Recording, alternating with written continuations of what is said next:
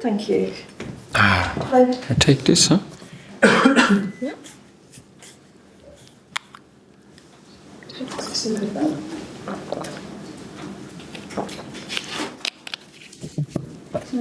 Okay, all right. Viduma, we'll start with you. Sky Sports News. Lovely, thank you. Hey, Oliver, how are you? Good, thank you. You? Good, thank you. Initially, just wanted to ask on team news if anything changed. You have time?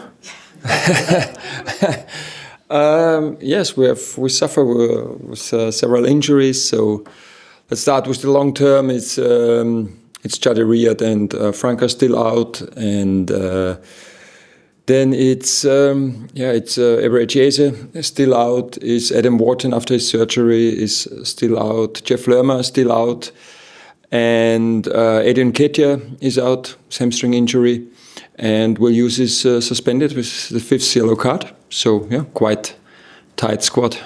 Lovely. I wanted to ask around Nketiah injury. I think there were reports that came out around the circumstances of his injury being away from that club. Could you provide a bit of clarity on that? I know Eddie played the last 2 games. At Villa, he was the guy who was sprinting most on the pitch in 83 minutes. And so I think it's my mistake, my fault that I didn't sub him earlier in the Wolves game because he was sprinting again. So in the Wolves and in the Tottenham game, we were the number 1 in high-intensity runs of the Premier League, and Eddie had this within 3 days. And I think I should have subbed him a little bit earlier, and he felt it during the game, something in his hamstring, but he was fighting for the team until almost the end of the game, and now he has problems with his with the hamstring, and let's see how long it will take. So just to clarify, it's not to do with him having a private training session away from the team? Oh no, I heard about it and I talked to him and Eddie, he mentioned it after the game that he feels a little bit his hamstring. Then we made a scan and we saw it's a bit more serious than we expected, and I always trust my players, so why should I trust a strange source more than my player? So I talked to Eddie and so it's fine, everything fine.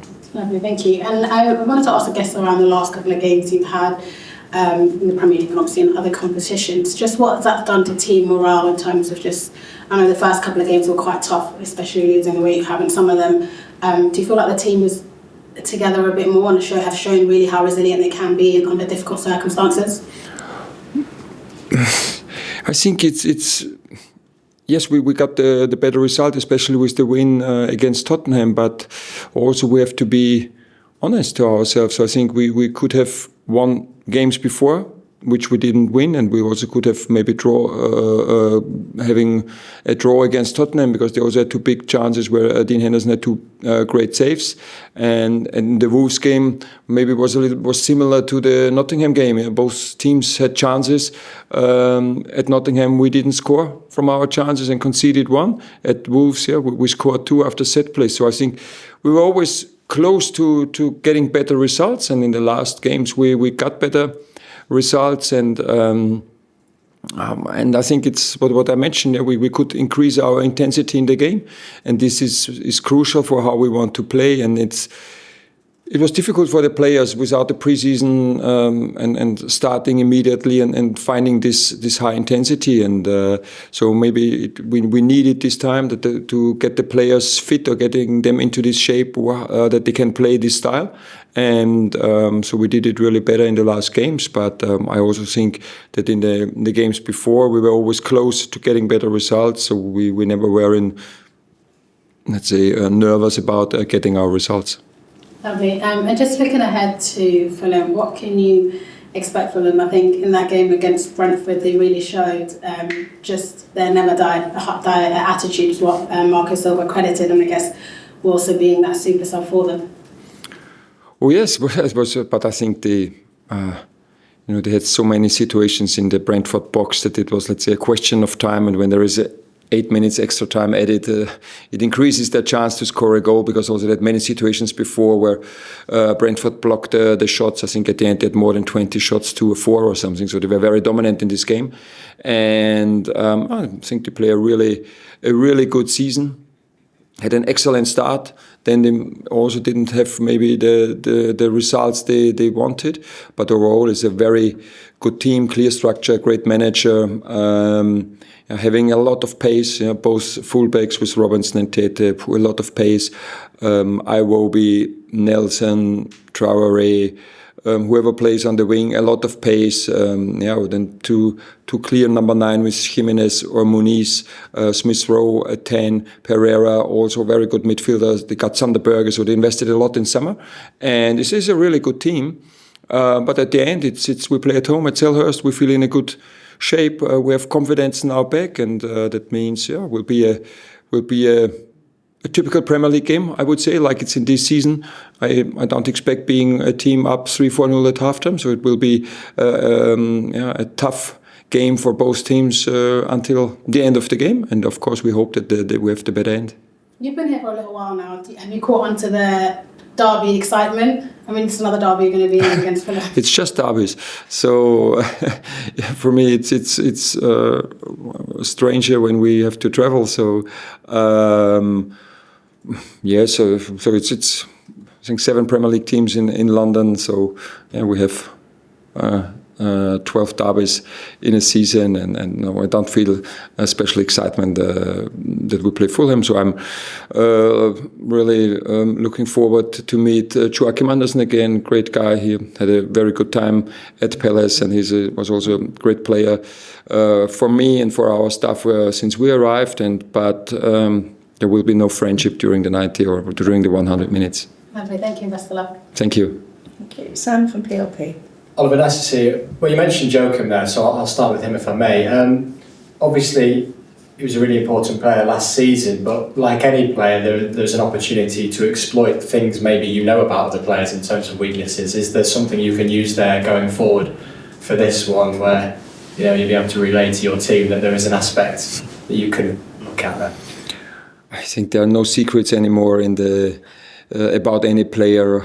You get so many videos, you can get so many stats about every single player. So you know the strengths of every single player. You also know their weaknesses, and So I think it's not about one player. I think we have to show a great team performance to get the win that we are playing for, and we have to control their strengths. The team most crosses, always try to create overloads on the wing, and then having a good numbers of players in the box. But on the other side also, I think we analyze pretty well where we can get our chances, and then it's, do we use it? How can we transform it on the pitch, and then being efficient?